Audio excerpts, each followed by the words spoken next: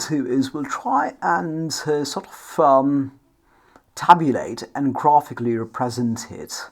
Very, very basic stuff in using something called a pivot table. So we've got all of these things. All we will do is go into insert, and once you go into insert it says pivot table, and we say, all right, the pivot table asks us what's the table or the range of data that you want to use, and we will say, all right, we want this entire range of data from A1 right up to, let's say, J27, right? And we'll put it in a new worksheet and click OK. And you see a new worksheet's opened up. Let's call it pivot table, and you see that once you click on that, that's your pivot table. It gives you a pivot table builder. Now what the builder does is it allows you to decide which one's going to, how do you want to represent the data. So you basically want to look at country, or actually we want to look at all these different countries as rows, and we simply want to look at the number of deaths per country, right? And we also want to look at the number of recovered cases, or actually the percentage of recovered cases. So what we'll do is we'll have to let it know. So it says sum of. Well, we could use sum of, but it should show the same result. But oftentimes it's better to just say average. And same thing here. So click on that, the button to the sides, and click on average. Now of course, if you wanted to, you could simply say that these are all percentages again, and you've got percentages, right? Now that you have that, what we can do is say anytime you click on that table, it shows you what these sets are. Now, once you have that, what we can do is we can quickly, now latest versions of Excel will allow you to automatically build a chart. Now this one doesn't, but not to worry, we'll do it manually. So we selected the data that we want to use to build a chart, and this is nothing but very similar to the data that we have on the other page, right? In this case, it just tabulates it in a most simple manner.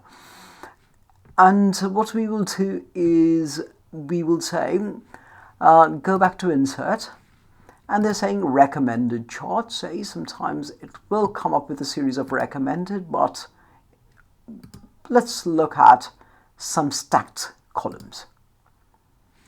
So here's an example of a stacked chart. Now what the stacked chart basically does in this case, so let's widen it a bit, so that you can fit in all these countries, and so what the stacked chart basically does, it shows the total number of recovered cases compared to the total number of infected cases. Eh?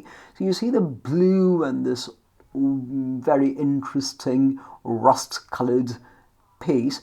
The rust-colored piece is recovered, and the blue is basically number of deaths. But in this case, it doesn't show this very well. So it says 0.00 and 0.00 cent and something like that. So we want to put the right legend in there.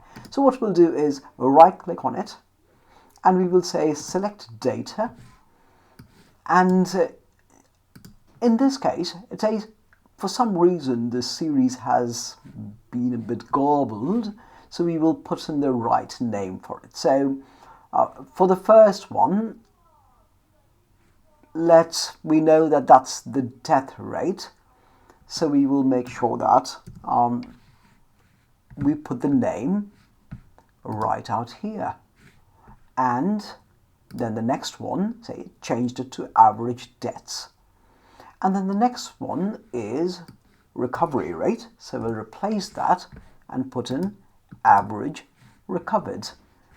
and then we click OK.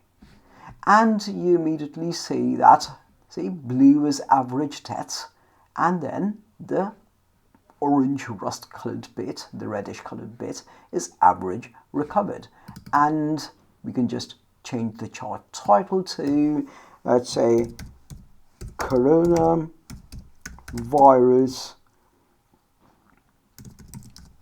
deaths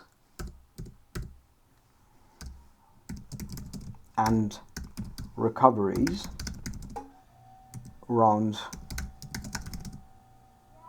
the globe,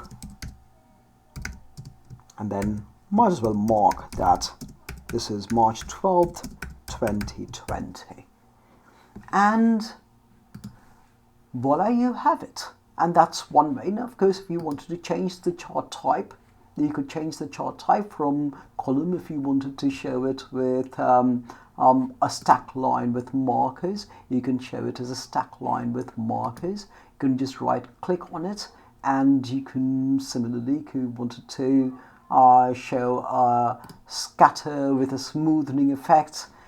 The bar chart in this case does the trick. It depends on what you want to actually do in order to properly visualize what you fancy tackling, right? So you can have stacked area, you can have many different ways of representing whatever you want. So we'll go back to column and a stacked column in this case. So this is one way of tackling it.